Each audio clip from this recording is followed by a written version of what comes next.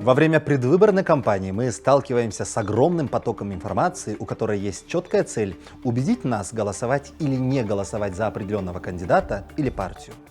Сегодня мы все должны владеть навыками медиаграмотности, то есть уметь не только понимать содержание информации, но и ее контекст, с какой целью публикуется информация, является ли она частью большой картины. Кыргызстанда октябрь айынан баштап пенсия жогорулайт.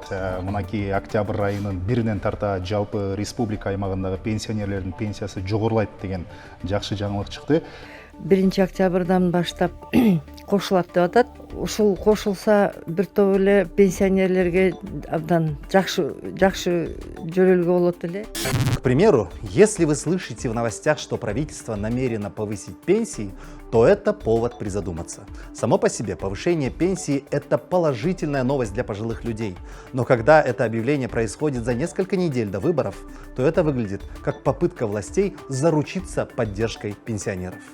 Речь идет не только о правдивой и ложной информации. Даже у достоверной информации может быть своя цель. Она может быть частью полуправды или манипуляции.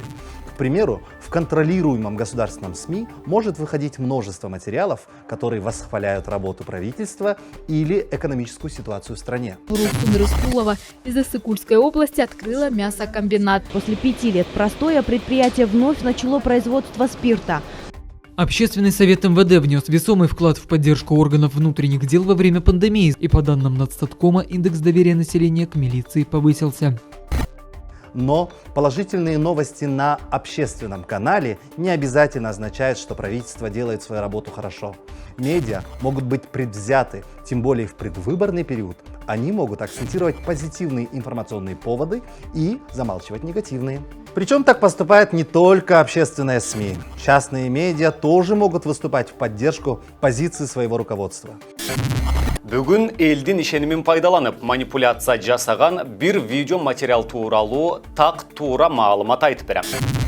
В таких случаях и нужна медиаграмотность. Необходимо уметь сомневаться и иметь здоровый скептицизм в отношении потребляемой информации.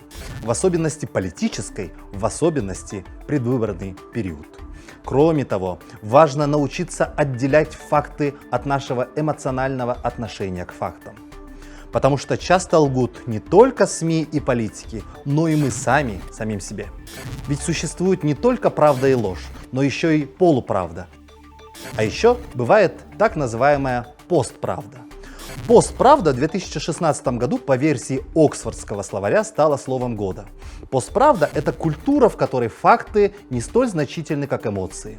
Важнее не то, что произошло в действительности, а то, верим мы этому или нет. Нравится нам это или не нравится? Поддерживаем мы человека, озвучившего эти факты, или нет? К примеру, спикер парламента Дастан Джумабеков получил дурную славу за допущенные в своей речи ошибки и неловкие выражения. Но одно из наиболее распространенных прозвищ, с которым его ассоциируют, это «Макалё». Этот ярлык стал настолько популярен, что даже скандируется на публичных митингах. Макалё! Макалё! Я, конечно, удивлен, что говорю это, но вынужден заступиться за Дастана Джумабекова. Ведь спикер никогда публично не говорил слово «макалё». Да, он произносил другие забавные фразы, но слово «макалё» взято из YouTube-шутки.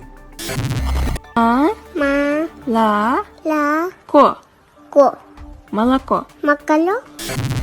При этом многие нередко называют его этим прозвищем, как бы подразумевая, что Дастан Джумабеков не смог правильно выговорить слово «молоко». Неудивительно, что и в средствах массовой информации иногда можно увидеть, как ему приписывают это злополучное «макалё». И даже если указать на эту ошибку, кто-то может вполне оправдаться. Ну и что он этого не говорил? Ведь мог же сказать. Это и есть та самая постправда, когда эмоции важнее фактов, когда из-за личного отношения к человеку или явлению даже ложная информация может выглядеть правдивой.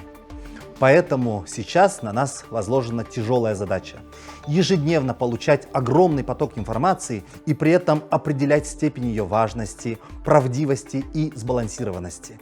Ведь фейки и ложь иногда могут быть забавными, а иногда могут иметь тяжелые, разрушительные последствия. Поэтому в следующем выпуске мы поговорим о том, как пострадала наша страна от страшного монстра-вампира Чупакабры. Серьезно, именно об этом и поговорим.